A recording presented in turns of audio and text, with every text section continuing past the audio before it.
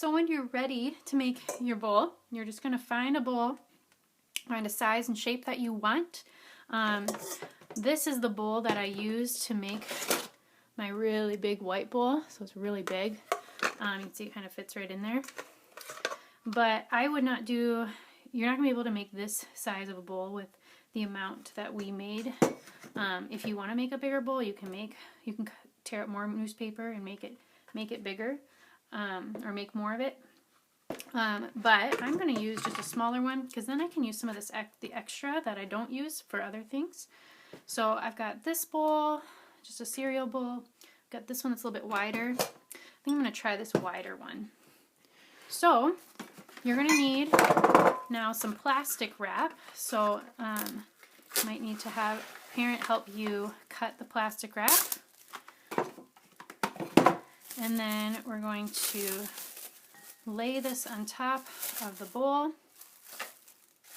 And we're going to just kind of lightly press it down inside. And we're going to kind of wrap the edges around the outside a bit. I'm going to try to get it to stick, but the plastic's not going to stay very well until you start adding the clay. So I'm just going to kind of wrap it around. That's good enough for now. And I'm going to start putting the paper clay inside. So I'm just going to take a handful, and this is a lot like our clay that we use at school, in that you can mold it. We're just going to actually press it into our bowl. So you take a handful and just kind of press into the bottom of the bowl. And like when we use clay, we want it to be all kind of the same thickness. And if you remember using clay with me this year, you may have heard me say to have about the thickness of an Oreo cookie. So if you imagine an Oreo cookie between your fingers, that's about how thick you want the walls of your bowl to be. So you can kind of feel around.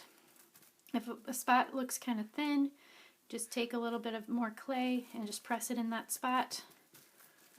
If it's kind of thick, if it's going to be too thin, then the bowl might break and fall apart. If it's too thick, so if you have it like this thin, it might break and fall apart, but if it's too thick like this, then it's just going to take a really long time for it to dry out, and you'll be waiting a really long time. So I would say, yep, just about this thick, about as thick as an Oreo cookie. And I'm just going to keep pressing this in, taking one handful at a time, just a small handful, and working my way up the sides of the bowl. Now you could stop about halfway up the bowl if you want to make it shorter. I'm going to go all the way to the rim just because it's a little easier then to make your edge nice and even.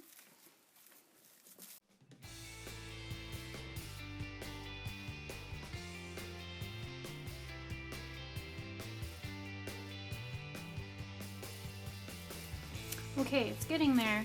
I'm almost all the way done. I'm just going to make sure all the edges right now, they're really uneven. I've got some spots that are missing pieces, and maybe some spots that are kind of going above the bowl. So I'm going to try to make all of that really even. I'm going to try to make sure that the rim is all about that thickness of an Oreo cookie. Definitely don't want to make it too thin because it might break then. So I'm going to finish this off, I kind of like to push a piece on and then use my thumb at the same time as I'm pushing with my other hand to make that rim really nice and flat and even. So now this part's a little thinner. I'm going to add a little more, just kind of flatten it out, and I'm going to go all the way around just a little bit at a time just to finish this off.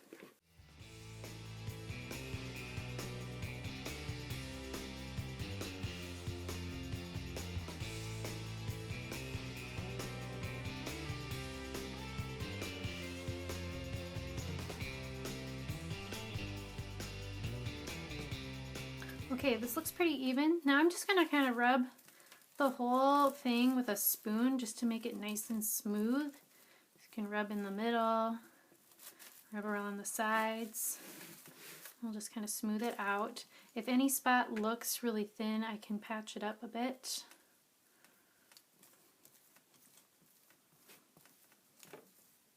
You're not going to get it completely smooth, but just do as best as you can. Smoothing it out is going to make it a little bit easier to paint later.